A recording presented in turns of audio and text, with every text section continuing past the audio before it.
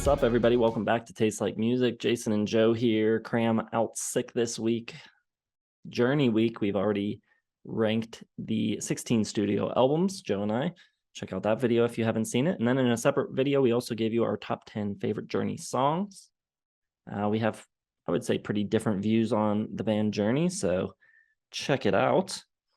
Today, we're going to talk about, I don't know what the best thing to call this video would be, oddball records or records that don't fit in on in a discography, kind of just like one-off where a band or artist does something that's not what they usually do. Obviously, we are taking inspiration here from Dream After Dream, which I think works for this topic because, you know, not every Journey record sounds the same, and the early stuff is very different from the later stuff. But where this falls in the timeline is very odd. It doesn't sound anything like the other records with Steve Perry. So, yeah, we're going to talk about some other records that just are unexpected and don't really fit in with everything else that artist has done. All right, so I'll kick things off. And we've run into a lot of these lately with some discographies. I'm not going to pick one that you might have picked because you really love it apparently, but I'm going to pick one from the artist we just did, Prefab Sprout. I got I Troll the Megahertz, which is very sparse vocals. It's not the big, polished pop that Prefab Sprout was known for in the 80s.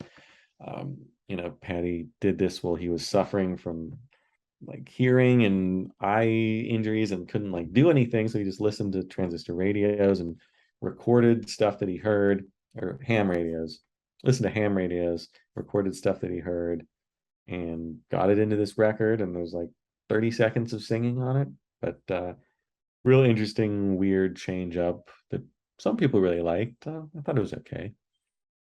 Also do Trans from Neil Young, his record from 1982.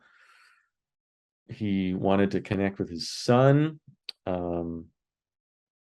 and who has cerebral palsy and was unable to speak. And he sort of just did this on his own without telling anyone. He featured a vocoder in 6 of the 9 tracks, and it's a really weird follow-up to Reactor. And well, the next album he would do, Everybody's Rockin', is weird and terrible in its own way. But Trans was just a really unique, just really cool sounding album. Nothing really sounds like it, but definitely not the usual kind of Neil Young album at all. But I dig it. I like it. We'll do Secret Life of Plants from Stevie Wonder, which came after his bajillion selling Songs in the Key of Life and before his Hotter Than July album. And it features a bunch of weird vocals and long extended, instrumentals all about plants and trees and nature. And it's a really bizarre track, but it's a really bizarre album, but it's very cool, very unique, very different, not poppy, and just an interesting change up and left turn for Mr. Wonder. And I got 2 more. We'll do Here My Dear from Marvin Gaye, which it doesn't, sonically it doesn't sound too far out there from what he'd been doing, but it is just so laser focused on his divorce, and the lyrics and the themes and everything just really personal. Some of the most personal lyrics probably you'll ever find on any album.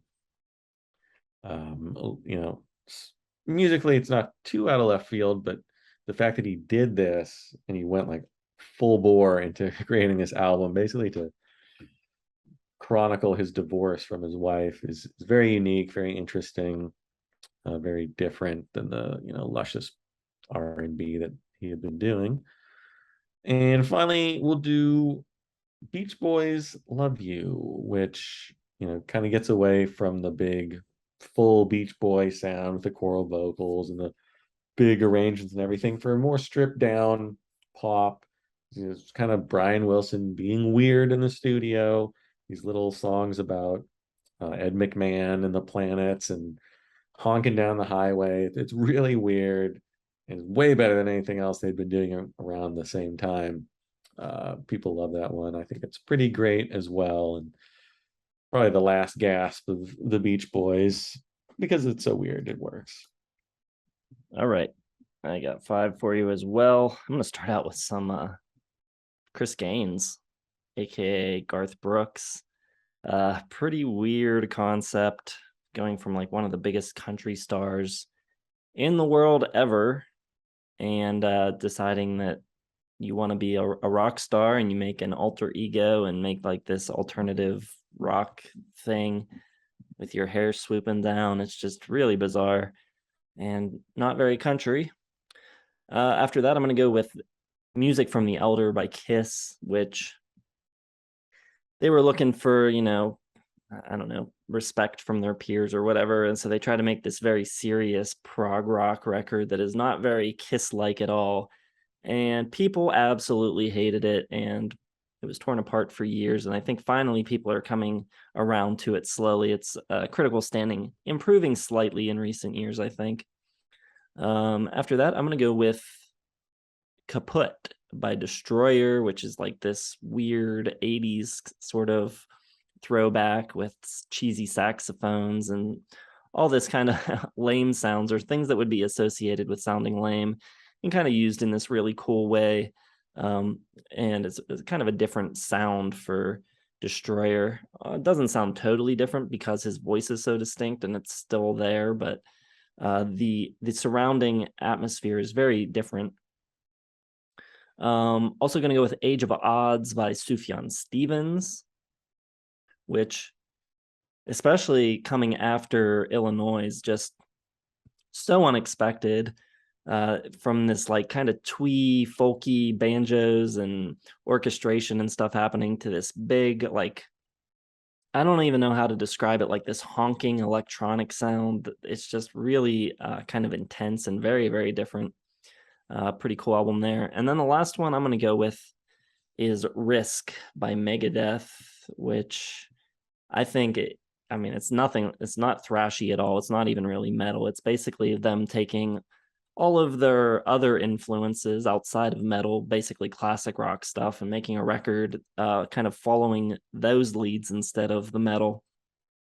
And I actually really like it. Metal fans hate it, Megadeth fans hate it, but I think it's really cool for what it is. I think they do a good job of kind of landing in the realm that they were aiming for. I think it's pretty cool. Wanderlust, I think, is a really cool song. So I think it works. I like it a good bit. So there you go. Those are my picks.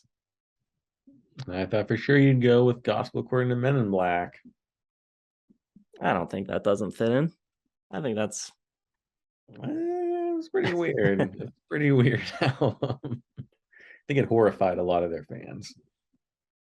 thematically it's a little strange, but I think it's I think it still sounds like the Stranglers. But anyways, let us know what you think. What are we forgetting? Drop some of the one-off oddities down in the comments. Hit the like button, subscribe to the channel, hit the bell for notifications. Check all the links: Facebook, Twitter, Instagram, Facebook, website, merch. I think I said that all correctly. Maybe not. Thanks for watching. We'll see you in the next one.